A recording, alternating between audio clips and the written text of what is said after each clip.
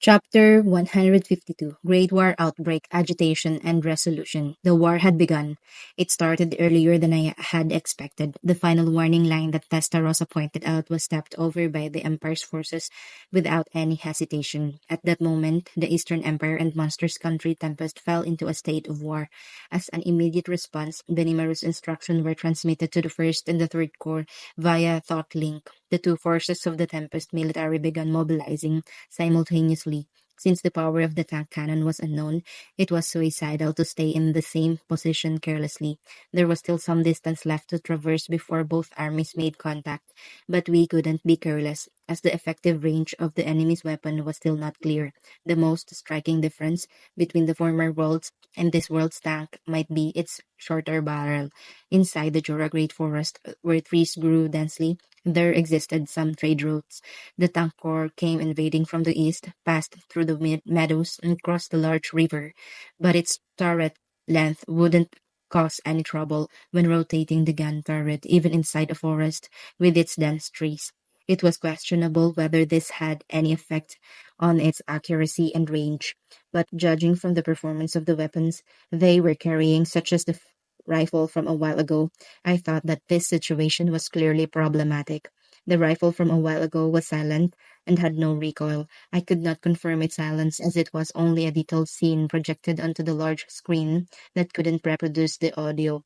If there was someone on the actual side, they could use a video crystal to transmit the video on the monitor together with the audio, but I couldn't reproduce the audio using surveillance magic. Oh well, as the magic possesses the image's wavelength via a high-altitude light source, lag would surely occur if I tried to transmit the audio. Only this was not at the level that Raphael could correct. Is it easier to understand if I use an analogy of thunder? Since there was a several second lag from the light, it wouldn't be able to transmit if it was also burdened with sound. That was why I couldn't determine whether the rifle from before was silent or not from the image of the large screen, but it became clear that the rifle was silent after the thought report coming from Testarossa. In this case, it could be said that this gun was a magic tool. It substituted gunpowder with a magic formula. Certainly the tank would have the same technology with no recoil, high precision to some extent, and a lack of sound. What needed to be determined was its range and power. I was not fighting personally, but it was more worrisome than what I had thought just from watching my companions fight. But the only thing I could currently do was assess the situation. Let's watch this fight attentively. Before situation progressed, I stated my opinion of using the improved physics magic Megiddo, God's wrath, but Benimaru rejected that idea. Probably after he had consulted with Raphael. There seemed to be a few reasons for this. First, to begin walking on the road as a country, they couldn't always rely on the demon lord that was their king, me. If they were aware that this was their country and didn't have any intention of defending their own country, they didn't have they didn't have the qualifications to live in this country. That was the first reason. The next one was the weakness of Megiddo, God's wrath. It was a formidable magic that I could activate while sitting inside the control room. However, there would be some countermeasures made once its materials are exposed. Because I exterminated everyone last time, there was no information leaked about Megiddo, God's wrath. But Benimaru explained that in this kind of war, if I used it carelessly, there was bound to be a survivor, and it was certain that Megiddo, God's wrath, would be dealt with immediately. Its real identity was of high temperature rays of bundled sunlight, and invasion by sight was almost impossible.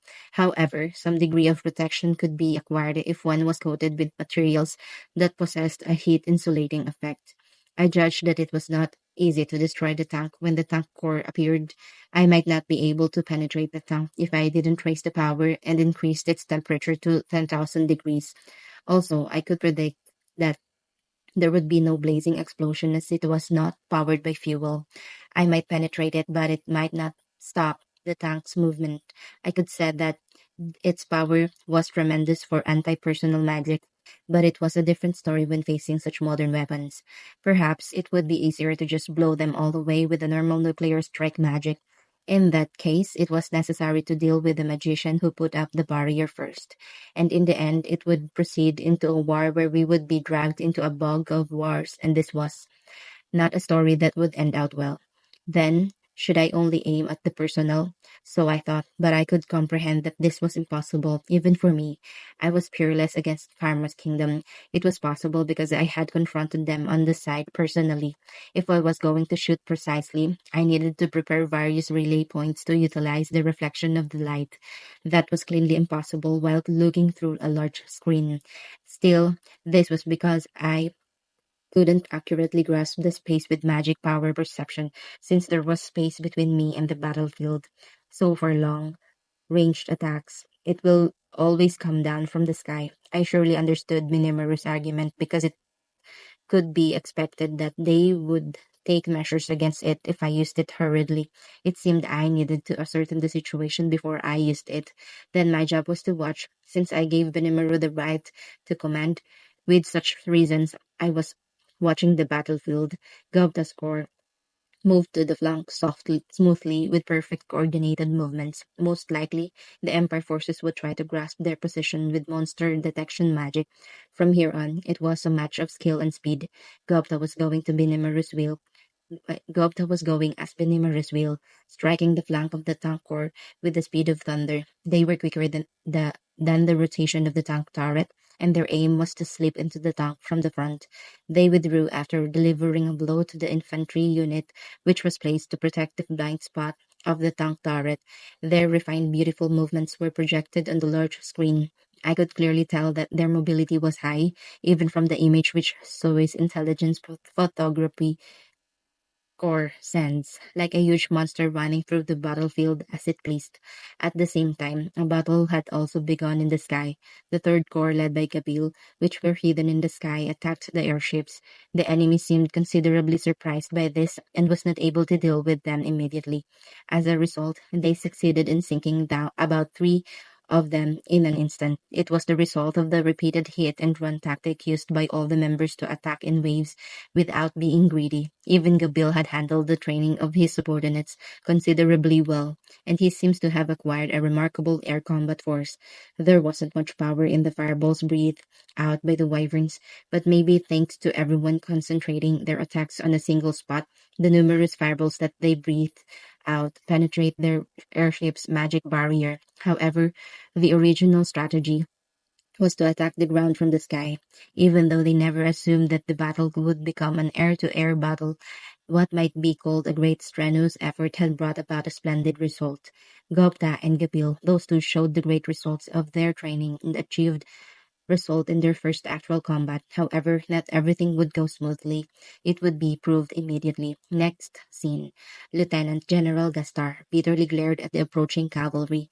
These damned people are getting cocky. He clears his mind, which was filled with anger, as the monster approached from the front. This reminded him of the terror planted by the demon named Testarossa, with scarlet hair not too long ago. The monsters who can only do hit and run may not be able to damage the tanks, no matter how fast they moved. He quickly orders his subordinates to prepare the tank cannon, along with a shell type that packed magic essence and increased the destructive power. The tanks contained another attack that fired a converged magic essence gathered from the air like a beam. If it's a shell, it's possible to accomplish rapid fire, even if the quantity is limited. In case it's a beam, energy charge takes time of a little over 3 minutes, but there's no quantity limitation for it because it's possible to alternate between these two types of attacks. The beam type is shot first, and the normal shell is shot during the time it takes for the next beam to be charged. The tank's cannon preparation was completed according to Lieutenant General Gastar's order. In the first place, what are those guys in the sky doing?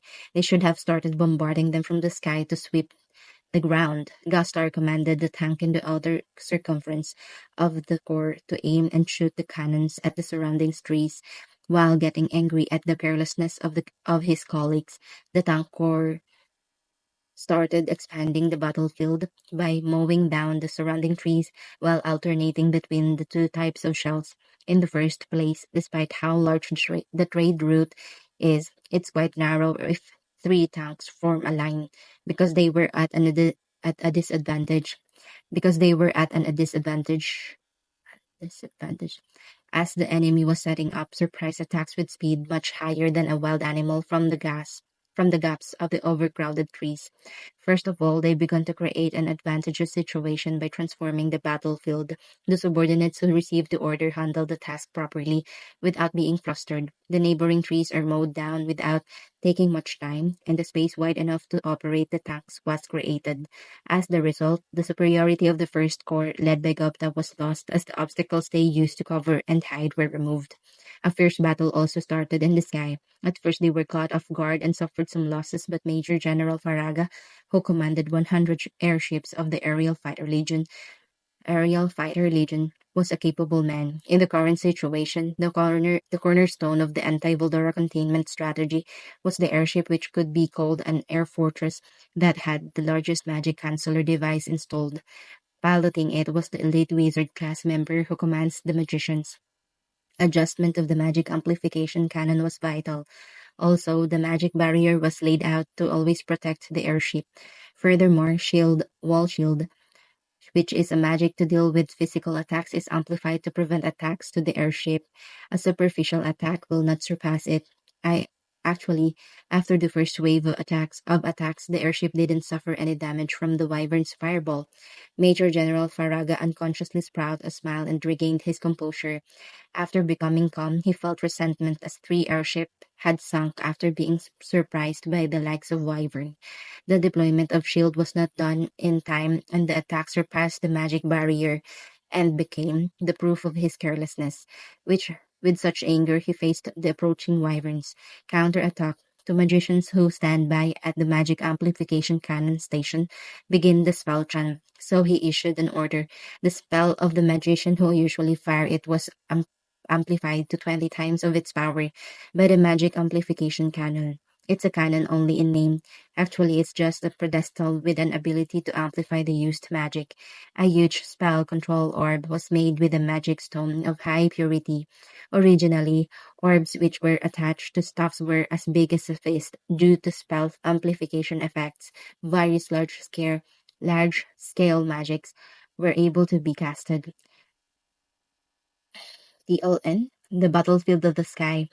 Lights of dazzling magic spells danced wildly with lightning, blizzard, fire, and wind. Of course, Gabil and his corps, which became the targets, couldn't be said to be safe from it. Next scene, I, who was watching the progress, rose from my seat. Several of Gupta's subordinates were blown off after receiving the explosion of the tank cannon. Attacked by large-scale magic, the wyverns fell together with the lizard men who were riding them. Casualties began to appear at the same time. The initial superiority was lost. Casualties were expected. No, I expected it, but I might have been optimistic. I will win without a big deal. Since Raphael didn't say anything, I had the naive thought that there would be no problems, but reality was different. Well, that is so because it's a war after all. It can't be a natural thing to win without any damage received by this side. I felt anger and agitation to an extent to I couldn't say anything, as I clearly saw my naivety. Please sit down, Rimuru-sama. It's within the predictions. There's no problem, Benimaru said to me with a calm aura. To his words, I reacted as if something was exploding inside of me. Can't you see that casualties have appeared? Therefore, I will go out and use Megidogad's wrath. But my words were interrupted in the middle. That's no good. As the Supreme Commander, I can't allow the king to be exposed to danger. Above all, the enemy side has the dangerous person named Yuki. In addition, I heard that the Emperor's Imperial Guards are strong. There might be other strong people in the Empire. Without knowing the enemy's war potential for the king to go out to the front is out of question. Please believe in us. I feebly sat down on the chair because of his words. The unpleasant feeling that was neither anger nor agitation didn't fade away. There was nothing I could do because Benimaru's words were correct. Sean, who was standing behind me, Zoe, who stands by the side too. There's nothing to say about Diablo, Shuna, who was looking at me anxiously. I realized that everyone already prepared for victims to appear. Also, it wasn't only the people in this room. Perhaps everyone that was fighting in the front too. With their resolution to become the bait to lure out the strong people, they would stand in the battlefield. It was only me that had no resolution. And then at that time, Therefore, I have to be perfect. So I thought that I heard the voice somewhere. Even you two. Are you worrying about me? But now it's all right. Me grieving all the time would be rude to those people. Sorry, I was not calm for a moment. When I apologized to Benimaru, he nods. Rest assured, victory will certainly be yours. So he promised. Me. His usual carefree face was not there. Now it is the serious expression of a great general that held the life of his soldiers in his hand. To his words, I felt my agitation, troubles, and unpleasant feelings disappear. I had already prepared to kill my enemy, even if I had to die with him. But for someone to die for my sake, I didn't think about it too deeply. It was necessary for me to accept it. That act is done not only for my sake, it's for their family and the country that protects them, for the existence that symbolizes them all, and that is me. For this reason, as my compensation for their action, defeat was not allowed. Of course, convey my word to everyone, okay? Yes, by all means. I obtained Benimaru's approval and displayed the maximum ability of thought control, and gave out the order to also burden its joint to the genealogy of my soul while putting forward all my emotions. Hear this. Defeat the enemy with all your power. It's not necessary to show mercy, and there is no need to go easy. With all of the power that you have, eliminate the enemy immediately. Benimaru nods to my words, and smiles appear on the faces of the executives. That order meant one thing: release the restrained power.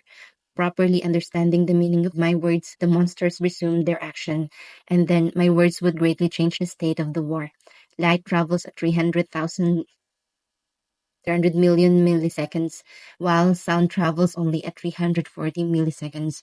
If you find, and end of chapter 152.